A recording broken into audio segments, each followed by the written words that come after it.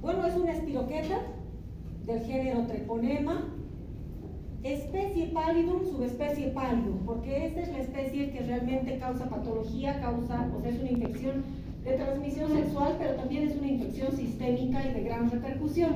Existen otras subespecies de Treponema pallidum, pero son más prevalentes en lugares tropicales, por ejemplo, producen frambesia, vejel, que son lesiones más de la piel, ¿sí? El día de hoy nos vamos a dirigir solamente a Treponema pallidum, subespecie Pallidum, la que es causante de la sífilis humana. Características generales, pues es una espiroqueta, sí, es una bacteria, primero es una bacteria, ¿sí?, que tiene una forma helicoidal, y es una bacteria muy pequeña, muy delgada, finísima, tan delgada que no puede observarse al microscopio de manera convencional. Tiene un ancho de 0.1 a 0.2 micras. Si ustedes se acuerdan cuál es la medida de un coco, es de una micra. Entonces 0.1 micra o 0.2 puede tener de ancho esta bacteria. Largo puede ser bastante larga, hasta medir 15 micras, ¿sí?, de longitud. Tiene movimientos gracias a flagelos, pero los flagelos no están afuera, no están en la parte de afuera como en otras bacterias. Tiene flagelos en el interior de su cuerpo, son endoflagelos. Y por eso es que su movimiento es en sacacorchos, ¿sí? Si ustedes se fijan, esta es la forma de la bacteria. Tiene diversas plegaduras de una simetría idéntica de un pliegue al otro pliegue, más o menos de una micra entre un pliegue y otro pliegue. El movimiento que realiza es en sacacorchos. Estas son sus espiras o pliegues. Otra característica, no produce toxinas. Como les decía, no se puede observar de manera convencional por métodos convencionales de tinción. Sí podemos hacer tinciones fluorescentes y observarla con campo oscuro. De esa manera se la puede encontrar. Es una bacteria no cultivable, y esto lo dejo entre comillas para que lo veamos después, ¿sí? Pero decirles que por el hecho de que esta bacteria no ha podido ser cultivada en células ni en medios artificiales, hay muchos aspectos en la parte de la patogenia que no se conocen de esta bacteria y por qué produce una enfermedad tan aparatosa y que puede durar tanto tiempo, ¿sí? En el interior tiene un gen, un cromosoma. Como todas las bacterias, es un gen único, es un cromosoma circular, pero lo que llama la atención es que no tiene genes transponibles, como los transposomas, por ejemplo. Y es por eso que no tenemos mucho problema con los mecanismos de resistencia, que no tiene esta bacteria, ¿ya? Otra parte de sus características es microaerófilo. Ustedes ya saben que es microaerófilo, ¿no es cierto?, que crece con muy poquito oxígeno, o sea, requiere 3 a 5% de oxígeno. Con más oxígeno no llega a desarrollar, pero es bastante resistente. Por ejemplo, si la dejamos en un medio líquido a 25 grados centígrados, podemos de 3 a 6 días poder observar todavía la motilidad, o sea, resiste bastante. Es viable en sangre o plasma a 4 grados centígrados. Nuestro refrigerador está más o menos hasta 8 grados, ¿no es cierto? Y este aspecto es importante porque significa que la bacteria puede ser viable en paquetes de sangre que se almacenen para transfusión, ¿sí? Puede sobrevivir tranquilamente a esa temperatura.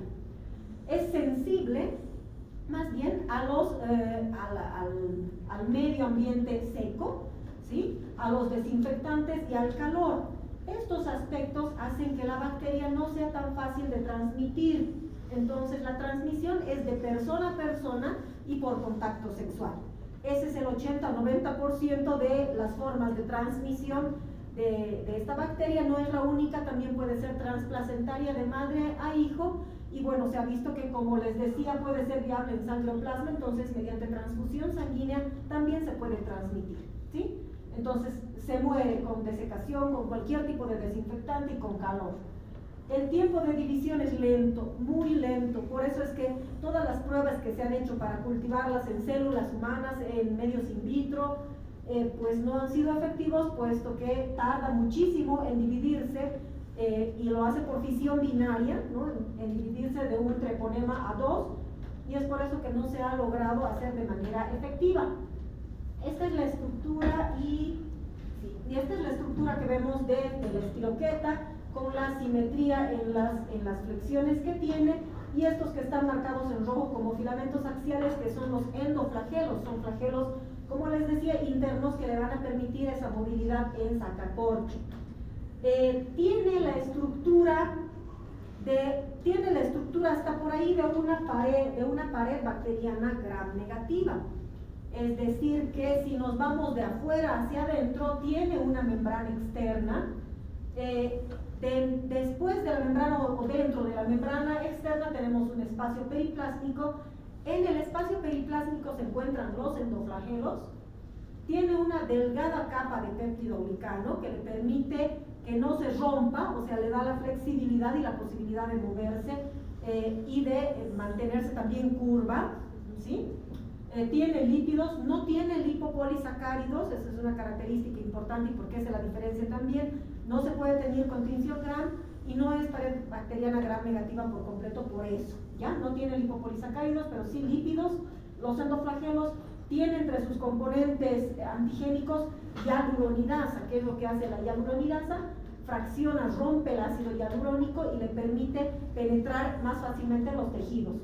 Y un elemento que es la cardiolipina, que es una proteína que más que todo nos sirve a nosotros para hacer el diagnóstico. Si bien en esta gráfica podemos ver un poco en relación a los flagelos, pareciera hasta ahora en todas las figuras que hemos visto que estos endoflagelos están por fuera, envolviendo a la bacteria, pero en realidad no es así. Si nosotros hacemos un corte de la pared de esta bacteria, de afuera hacia adentro vemos la membrana externa.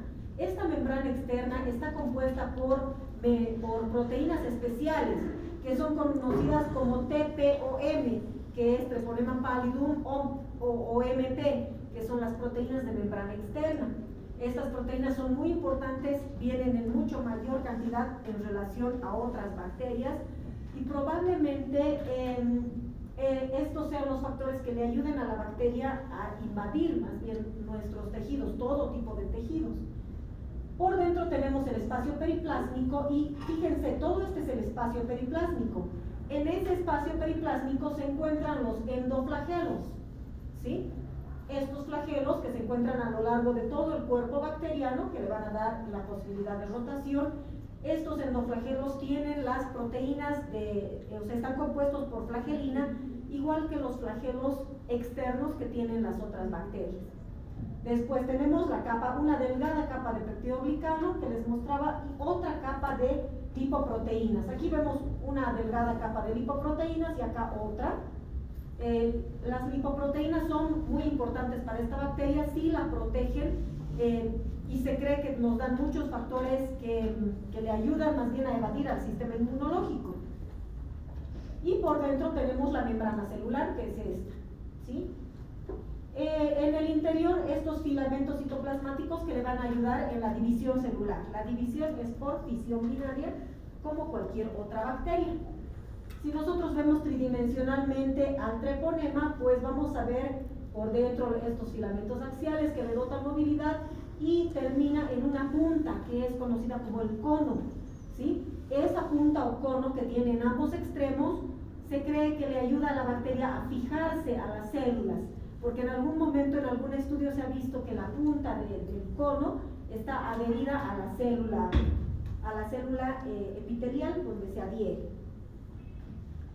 Les decía que la mayor parte de los casos la transmisión es por contacto sexual. El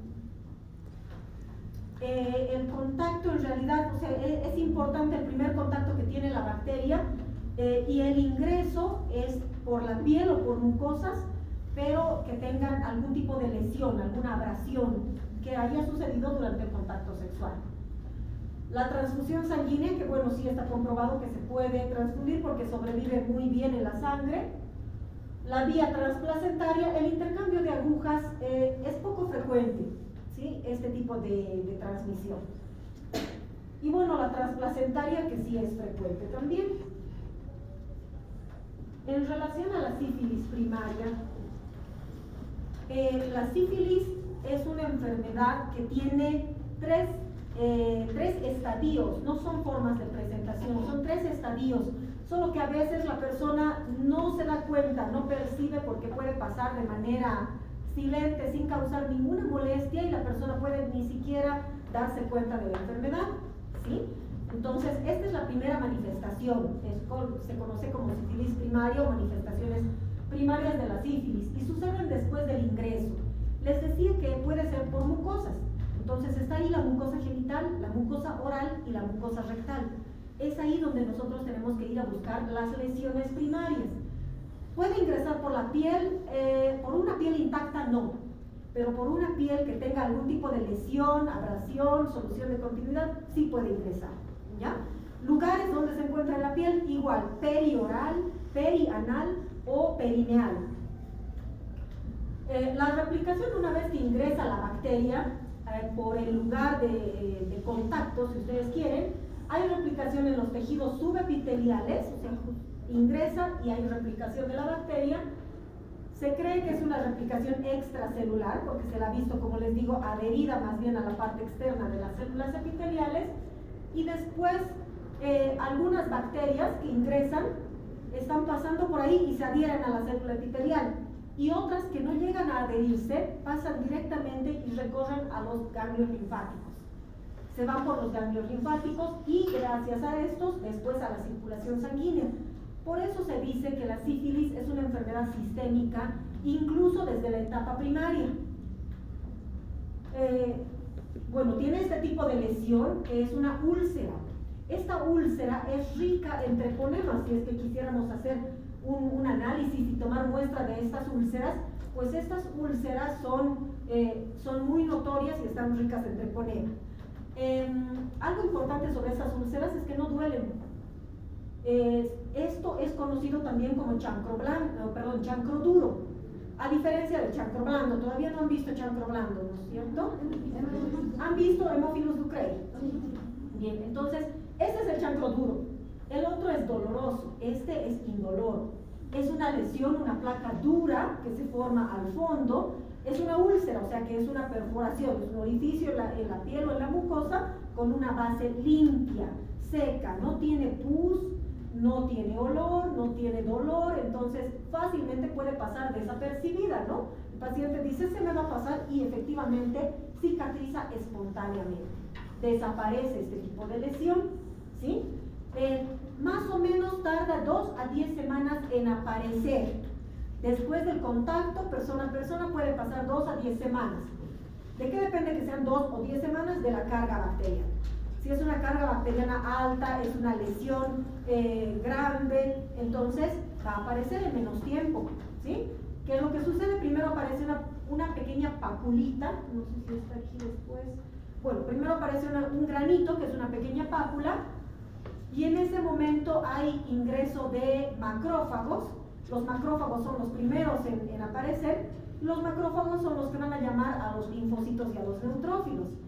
En esa pelea con todo nuestro sistema inmunológico, esa pápula se convierte en esto, en una úlcera.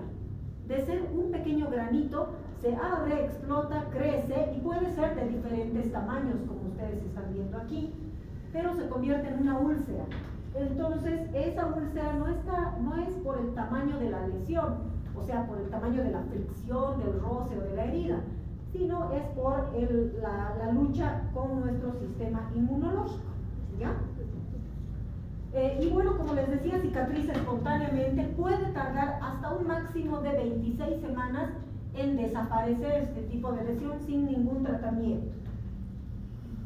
¿Qué es lo malo? Después de que desaparecen las lesiones, más o menos unas 2 a 10 semanas después, comienzan, nos estamos imaginando que la bacteria ha entrado, algunos ya se han ido a ganglios linfáticos, otros se han ido hacia la circulación y se van a replicar en los ganglios linfáticos. Después de replicarse en los ganglios linfáticos, se van a ir repartiendo a diferentes órganos. Puede llegar a hígado, músculos, articulaciones, o sea, ustedes saben que por la circulación ya puede ir hacia donde quiera nuestra bacteria. Entonces, bueno, mientras esa replicación está sucediendo, han pasado más o menos 2 a 10 semanas, porque es una replicación muy lenta, como les dije. ¿Y qué es lo que sucede? Aparecen manchas que pueden ser generalizadas, están en todo el cuerpo, no respeta palmas ni plantas de las manos. Primero son manchas, pueden haber pápulas, o sea que son granitos rojos, pueden haber estas, parecen ulceraciones igual en la mano, como si la persona se hubiera rascado y hubieran costras. Son lesiones de diferente tamaño, como ustedes ven, y a esta sífilis secundaria se la conoce como la gran simuladora, porque puede estar en cualquier órgano y puede manifestarse de cualquier forma. No es necesario que tengamos esta aparición para que digamos que hay una sífilis secundaria. Esta es una manifestación de la piel, pero la bacteria puede haberse multiplicado y puede haberse ido a hígado y producir hepatitis, puede irse al sistema nervioso central y producir meningitis, ¿sí? Puede irse a los ojos y producir una corioretinitis, entonces fíjense que puede ir donde quiera, y manifestarse de diferente forma. No hay algo típico en la sífilis secundaria. Y desaparece espontáneamente. Mientras el paciente va al médico y estamos intentando pedirle pruebas para todo e intentando saber qué es lo que tiene, pues desaparece. ¿Sí? Desaparecen las lesiones sin necesidad de ningún tratamiento. Y hasta aquí tenemos entre la sífilis primaria y secundaria, son dos manifestaciones de la sífilis o dos etapas en las que tenemos grandes cantidades de la bacteria. Entonces, si nosotros tomamos muestra de una de estas lesiones, también vamos a encontrar grandes cantidades de treponemas. Lo que no sucede ya en la sífilis terciaria. En la terciaria ya no hay treponemas, prácticamente han desaparecido. De la sífilis primaria ya están calculando los tiempos que demora la sífilis primaria y secundaria. De la sífilis primaria y secundaria dijimos que pues vamos a tener gran cantidad de treponemas. Del 100% de pacientes que tienen sífilis primaria, más de la mitad hacen sífilis secundaria. Y después de desaparecer las lesiones de la sífilis secundaria, incluso pueden retornar después de un año estas lesiones. Sigue siendo una sífilis secundaria. ¿Qué es lo que sucede en la terciaria? En la terciaria tiene que haber pasado mucho tiempo. Después de la secundaria, de la sífilis secundaria, los treponemas van desapareciendo, van disminuyendo y en 1/3 de los pacientes desaparece por completo la enfermedad. Pero en 2/3 quedan almacenados, guardados y durmiendo ya en una etapa conocida como sífilis latente, ¿sí? Y esta etapa latente puede durar de 3 a 30 años. Entonces, incluso el diagnóstico, cuando no se ha logrado captar al paciente en una sífilis primaria o secundaria, aparecen directamente con datos de una sífilis terciaria y después de muchos años, ¿no? ¿Cómo se manifiesta esta sífilis? Es una vasculitis y una inflamación crónica. ¿Qué es una vasculitis? Es la inflamación de los vasos. Y los vasos los tenemos en todo el cuerpo. Entonces, cuando estos vasos están en la piel, pues se van a manifestar como gomas, los conocidos como gomas sifilíticos. Son masas, ¿sí? Que podemos observar en la piel. Son masas blandas que tienen muchas células inflamatorias y pocos treponemas.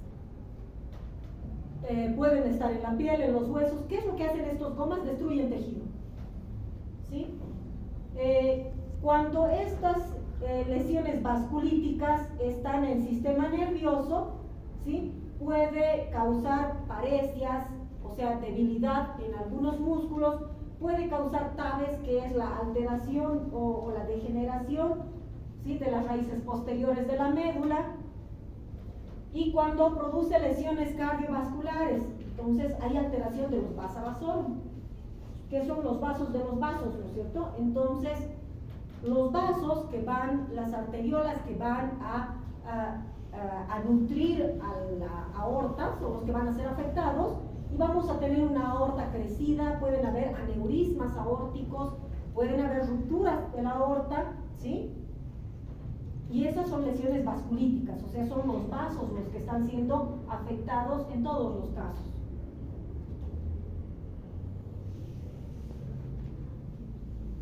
Bien, la sífilis congénita, les decía que también la sífilis se puede adquirir de manera vertical, ¿no? De madre a producto, de manera transplacentaria, por vía transplacentaria. Y vamos a tener la sífilis congénita. Ahora tenemos en nuestro medio muchos medios diagnósticos para poder evitar esto, ¿sí? Entonces tenemos que hacer cumplir los controles prenatales. Con controles prenatales no vamos a tener nunca una sífilis congénita, y ese es el objetivo, ¿no? Entonces la madre está con los treponemas circulantes y por vía transplacentaria va a llegar al feto. ¿En qué momento puede pasar la bacteria? A partir de la semana 15 de gestación, ¿ya? Entonces, a partir de la semana 15 van a pasar los treponemas al producto, y depende de la agresividad de la bacteria, en este caso ya no estaría pasando de embrión a feto, ¿no? El feto ya no llega a nacer, ¿sí? Entonces, algunos fetos infectados directamente mueren, tenemos abortos espontáneos, y no tenemos una práctica rutinaria, pero se debería hacer de manera rutinaria el análisis de por qué está siendo abortado ese feto, para ver si fue o no fue sífilis, ¿no? Pero bueno, mueren de manera espontánea. Otros tienen problemas al nacer, ¿sí? Por malformaciones congénitas, entonces no tiene las condiciones de nacer este producto, y por eso es que es expulsado por la madre de manera temprana. Se dice aborto cuando es antes de las 20 semanas, entonces pueden haber abortos espontáneos, o sea, antes de las 20 semanas, los que llegan a pasar de las 20 semanas llegan a nacer y al momento del nacimiento mueren, y lamentablemente hay algunos que llegan a nacer. ¿Por qué digo lamentablemente? Porque van a tener lesiones sifilíticas. Estos son los famosos, parecen dientecitos de vampiro, ¿no? Son los famosos dientes de Hutchinson, que es un dato que tiene que llamar la atención. La nariz sencilla de montar, para que ustedes comparen, la nariz sencilla de montar es una nariz más hundida, ¿sí? El puente de la nariz está más profundo. Una periostitis, o sea, es una alteración. Sabemos que los treponemas, ¿qué están haciendo? Están carcomiendo tejido. Entonces, están carcomiendo, han carcomido dientes, cartílagos en formación y huesos también. Entonces, esta periostitis, ¿cómo se observa? En una radiografía pareciera que están brillando, ¿no? Y ese es el proceso inflamatorio del hueso. Anomalías del sistema nervioso central, sí puede estar sordito el bebé. Antes del diagnóstico, ¿hasta aquí tienen alguna pregunta? Doctora, para que ocurra esta sífilis congénita, ¿la madre tendría que haberse infectado antes del embarazo o durante el embarazo ha ocurrido esta infección para que le pase al producto? Generalmente es antes del embarazo, generalmente, pero no es imposible que suceda durante el embarazo. Y es más complicado cuando sucede durante el embarazo, porque las manifestaciones clínicas van a tardar 2, 4, hasta 6 semanas en aparecer. Entonces es mucho más complicado porque nos va a dificultar el diagnóstico. En cuanto se tenga el diagnóstico, se tiene que hacer tratamiento. En cuanto vean ustedes una lesión primaria, tienen que hacer tratamiento. En cuanto se sospeche, aunque no haya ninguna lesión, si hay el antecedente, se tiene que hacer diagnóstico para ver si encontramos o no a la bacteria o a sus anticuerpos. ¿Sí? Si hay lesiones de sífilis secundaria, hay que hacer tratamiento. Y si la mujer embarazada tiene sífilis, hay que hacer tratamiento. Y se puede prevenir tranquilamente. ¿Sí? La bacteria muere fácilmente, es muy fácil de destruir. O sea que sería negligente o de la parte de la paciente, de no haber ido al médico, de que el médico no haya hecho el tratamiento, sería muy negligente esperar a que haya una sífilis congénita. ¿Sí? Con un simple control prenatal se detecta y se hace el tratamiento y no hay ningún problema. Pero tiene que ser lo más pronto posible. Por eso es que al primer control prenatal se realizan las pruebas ya de detección de sífilis. Doctora, digamos que una paciente viene y dice que quiere tener bebés. Se le hace la prueba de la sífilis y sale positivo la sífilis. Entonces, ¿cuánto tiempo ella debe esperar para embarazarse? Semanas, días. El tratamiento es rápido, incluso con una dosis de antibiótico. O sea, es muy rápido, muy fácil de combatirla. Aparte de los signos que ya nos indicó, ¿el bebé puede nacer con malformaciones congénitas? Tiene malformaciones congénitas, puede tener el hígado grande, el vaso grande. Como está por la circulación la bacteria, entonces, como hemos visto, se puede ir a cualquier lugar. Entonces ahí dudamos, ¿no? Pueden haber lesiones vasculíticas, aunque tarda para manifestarse de esa manera, pero como hemos visto las lesiones en hueso, en cartílago, pues hay afectación de órganos.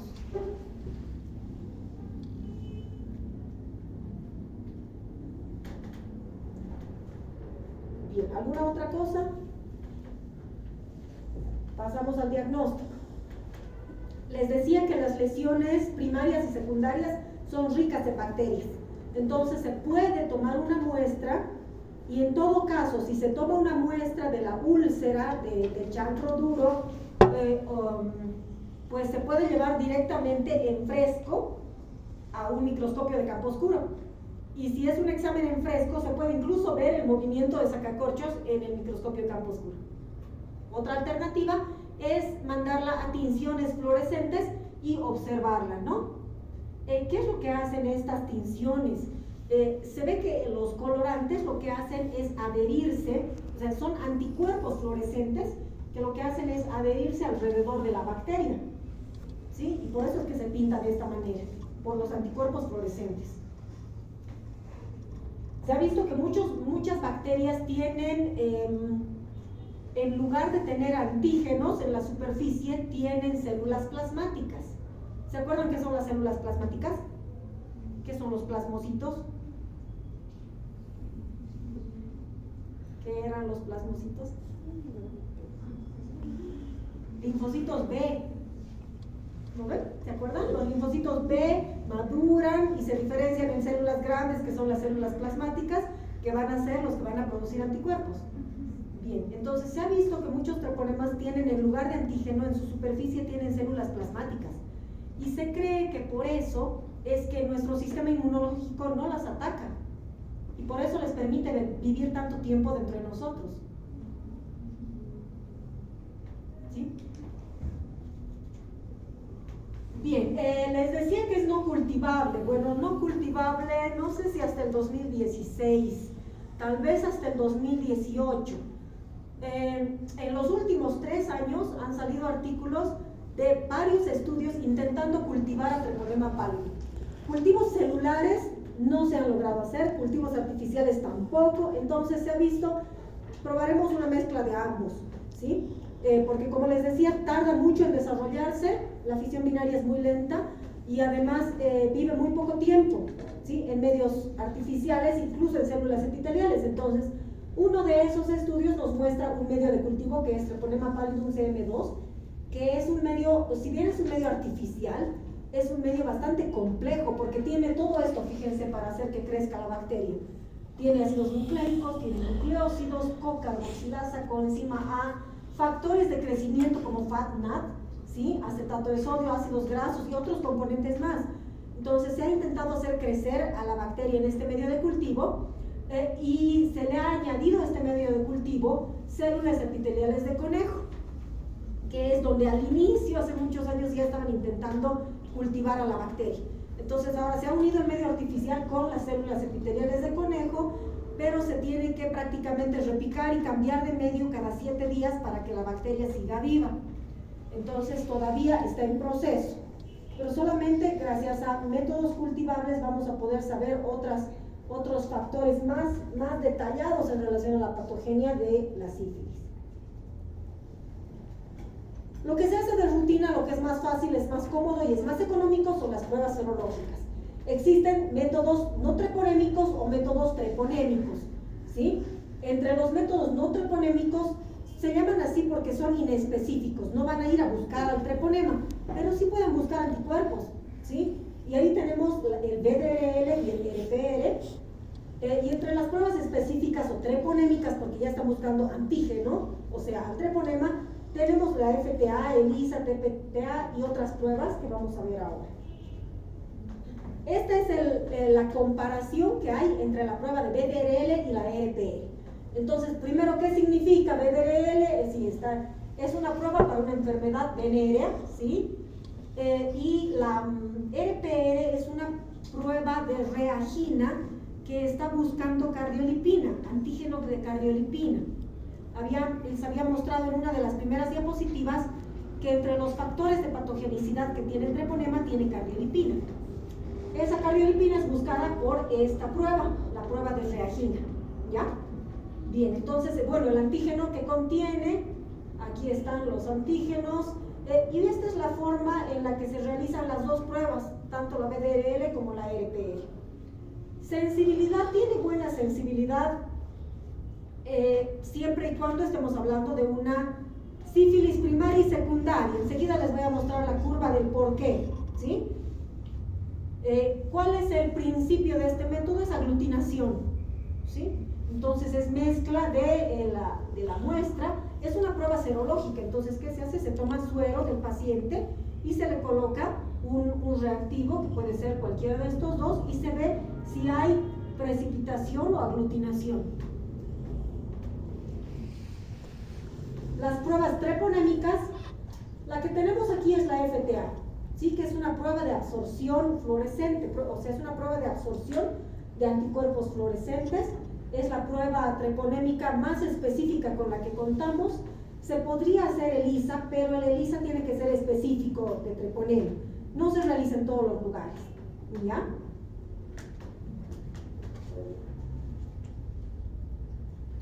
Y prácticamente este sería el flujograma de cómo debemos nosotros actuar. Primero se realizan las pruebas no treponémicas porque son económicas y son fáciles de realizar. Estas pruebas están como parte del control prenatal.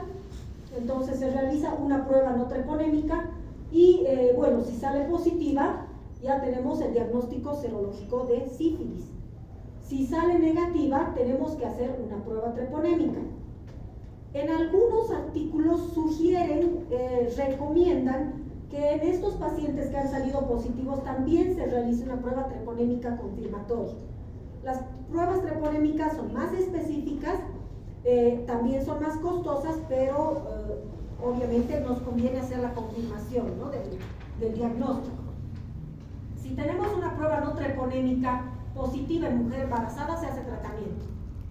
No se pide una prueba treponémica específica, ¿sí? Con una no treponémica ya tenemos que hacer tratamiento a esa paciente.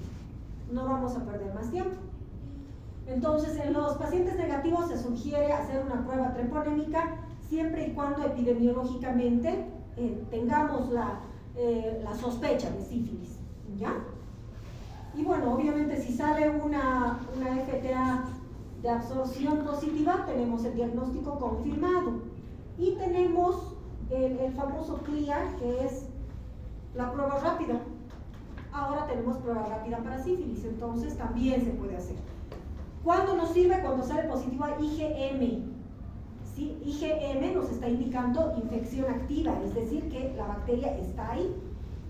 Entonces se tiene que hacer tratamiento. Con una prueba rápida para IgM positiva se hace tratamiento. ¿Sí? Bien, veamos qué es esto. A ver, tenemos aquí las semanas de evolución y los años. Entonces, vamos a ver aquí las pruebas. Tenemos las pruebas no treponémicas, fíjense aquí, RPR o VDRL. ¿Cuándo sirven estas pruebas no treponémicas? Estamos hablando de más o menos 2 a 4 semanas, o sea, después del inicio del contacto, que se van a poder detectar. O sea, ahí está empezando la curva, la tenemos alta más o menos en la semana 8, 10. Ahí vamos a tener positividad, o sea, es sensible en este tiempo. Y después, cuando ha pasado prácticamente, estamos en los 2 años, o sea, sífilis secundaria, sífilis terciaria, prácticamente no nos sirven las pruebas no treponémicas. ¿Qué sucede con las pruebas treponémicas? Nos van a servir desde más o menos el mismo tiempo por el resto del curso de vida del paciente, ¿sí? Entonces, si hay sospecha, si estamos en una enfermedad desconocida, en sospecha de una sífilis secundaria, es mejor hacer una prueba treponémica, ¿ya? El ELISA y la prueba rápida para IgM también nos sirve. Si es prueba rápida para IgG, no nos sirve, ¿ya? Para IgM sí. Después, ¿qué otra cosa? Eso creo todo. El tratamiento, súper sencillo, es penicilina. Habíamos dicho que no tiene transposones, no tiene genes transponibles, no tiene mecanismos de resistencia. Es una bacteria bastante sencilla, fácil de matar, pero que nos puede hacer estragos si es que la pasamos por alto. El tratamiento se hace en cuanto se detecta la lesión primaria y así estamos libres de la sífilis secundaria y terciaria. ¿Listo? Entonces la penicilina, bueno, la penicilina ya se usa dependiendo del tipo de penicilina. La benzatínica se utiliza en una sola dosis y se recomienda a las personas hacer un control después de unas 2 a 4 semanas para ver anticuerpos. ¿Alguna pregunta? Sí, doctora, en el libro leía que decía que